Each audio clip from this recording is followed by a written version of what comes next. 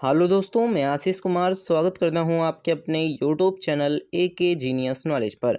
आज के इस वीडियो पर देखने वाले हैं इंडियन पॉलिटी के जो कि वन लाइनर क्वेश्चंस को देखने वाले हैं, जो कि 20 मोस्ट इंपॉर्टेंट क्वेश्चन हैं। पार्ट नंबर 1 है जो कि ऑल गवर्नमेंट एग्जाम्स के लिए मोस्ट इंपॉर्टेंट है। इसमें देखिए 20 मोस्ट इंपॉर्टेंट क्वेश्चंस को बताए जाएंगे जो कि मोस्ट इंपॉर्टेंट हैं। तो आइए हम लोग शुरू करते हैं। क्वेश्चन नंबर जो कि हमारे पास है 1। क्वेश्चन नंबर 1 हमारे पास है, सर्वोच्चतम न्यायालय ने एक महत्वपूर्ण निर्णय लिया जिसमें मुसलमान पिताओं को जो कि हमारे पास है भी आपराधिक संहिता जो कि हमारे पास है प्रक्रिया संहिता का धारा 125 के दायरे में ला दिया।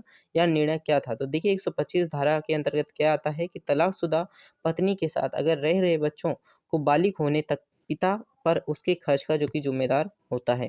अर्थात जो हमारे पास है, अगर उसकी शादी हुई और उसकी शादी के बाद अगर उसका तलाक हो गया, तलाक होने के बाद जो बच्चे हैं वो अपनी माता के साथ रहना चाहते हैं, तो माता के साथ रहते हुए भी पिता को जो कि उनका खर्च उठाना पड़ेगा। तो ये बात यहाँ पर करी गई है, धारा 125 में की गई है। और यहाँ पर मुसलमानों के लिए भी ये धारा 125 लागू कर दी गई है। इसी के साथ आइए बात कर लेते हैं। तो 2 नंबर का क्वेश्चन हमारे पास है, भारतीय राष्ट्रीय कांग्रेस के प्रथम जो कि अध्यक्ष व्योमेश चंद्र बनर्जी पुनः कब और किस कांग्रेस अधिवेशन में अध्यक्ष बने? तो इलाहाबाद अधिवेशन हुआ था। कब हुआ था? तो 1892 में हुआ था। कब? भारतीय राष्ट्रीय कांग्रेस का अधिवेशन कब हुआ था? तो इलाहाबाद अधिवेशन हुआ था 1892 हुआ था। इसमें अध्यक्ष कौन बने थे? तो व्योमेश चंद्र बनर्जी बने थे। देखिए यहाँ पर 4 क्वेश्चंस बने, तो ये मोस्ट इंपॉर्टेंट क्वेश्चन हो जाता है। भारत के संविधान के किस अनुच्छेद में जो कि यहाँ पास अस्पष्टता समाप्त कर दी गई है? तो अस्पष्टता समाप्त की दी गई है, तो अनुच्छेद जो कि 17 में अस्पष्टता समाप्त कर दी गई है। इसी के साथ आइए बात कर लेते हैं। तो कंट्रोल एंड ऑडिटर जनरल कब सेवा जो के पास निवृत्त होते हैं? तो देखिए नियुक्ति से 6 वर्ष या फिर 65 वर्ष की आयु तक पूरी तरह से जो कि निवस्त्र हो जाते हैं, अर्थात निवृत्त हो जाते हैं। इसी के साथ देखिए मुख्य चुनाव आयुक्त की नियुक्ति कौन करता है? तो राष्ट्रपति करता है। मुख्य चुनाव आयुक्त की नियुक्ति कौन करता है? तो राष्ट्रपति करता है। इसी के साथ ये बात कर लेते हैं। तो 6 नंबर का क्वेश्चन हमारे पास है, कोई विधेयक को घन विधेयक होने का निर्णय कौन करता है? तो लोकसभा अध्यक्ष करता है।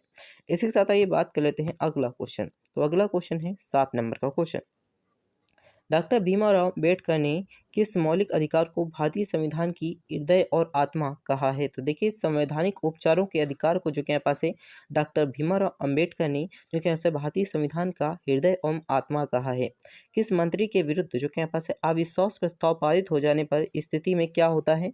मंत्रिपरिषद से त्यागपत्र देना पड़ता है। अगर कोई मंत्री है उसके विरुद्ध अविश्वास प्रस्ताव पारित हो जाता है तो उसे मंत्रिपरिषद से जो कि त्यागपत्र देना पड़ता है।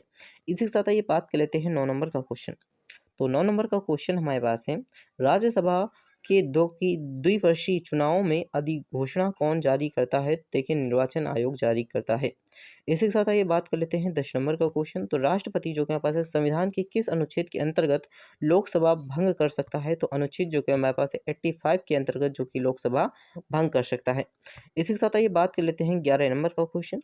तो 11 नंबर का है कि संविधान जो कि संशोधन के द्वारा कैसे प्रीवी पर मान्यताएं एवं विशेषाधिकार समाप्त कर दिए गए। देखिए 26वां जो कि हमारे पास संविधान संशोधन हुआ था 19 जो कि हमारे पास 71 में हुआ था, जिसमें हमारे पास प्री पर है जो कि हमारे पास मान्यताएं के विशेषाधिकार समाप्त कर दिए गए हैं। इसी के साथ ये बात कर लेते हैं 12 नंबर का क्वेश्चन। तो 12 नंबर का क्वेश्चन हमारे पास संविधान की किस अनुसूची में राज्यपाल, राष्ट्रपति, भारत के मुख्य न्यायाधीश आदि के वेतन दिए गए हैं? तो देखिए द्वितीयक अनुसूची में जो कि हमारे पास सभी लोगों के वेतन जो कि हमारे पास दिए गए हैं। कितनी वेतन किसकी होनी चाहिए, यह द्वितीयक अनुसूची में दिया गया है। राष्ट्रपति पर महाभियोग चलते हुए कितने दिन पूर्व उसे नोटिस देना होता है? तो देखिए 14 दिन तक नोटिस देना होता है, 14 दिन बाद जो कि नोटिस देना होता है।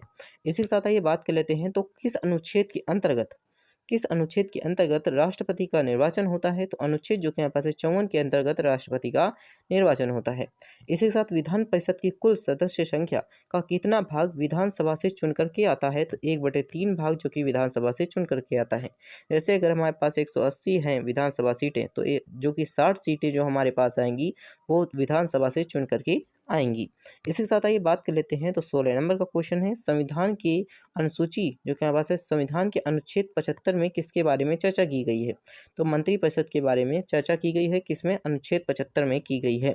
इसी के साथ आइए बात कर लेते हैं। तो यहाँ पर देखिए 17 नंबर का क्वेश्चन है, किसी सदस्य द्वारा किसी अन्य जो कि हमारे पास है सार्वजनिक महत्व के विषय पर विचार करने के लिए सदन में चल रही वर्तमान कार्यवाही बंद करने का प्रस्ताव क्या कहलाता है? तो देखिए इसका राइट आंसर हो जाएगा काम रोको प्रस्ताव कहलाता है। अगर कोई मंत्री के ऊपर विचार विमर्श करते हुए अगर हमारे पास उसके ऊपर कार्यवाही होती है तो कार्यवाही बंद करने का प्रस्ताव क्या कहलाता है? काम रोको प्रस्ताव कहलाता है।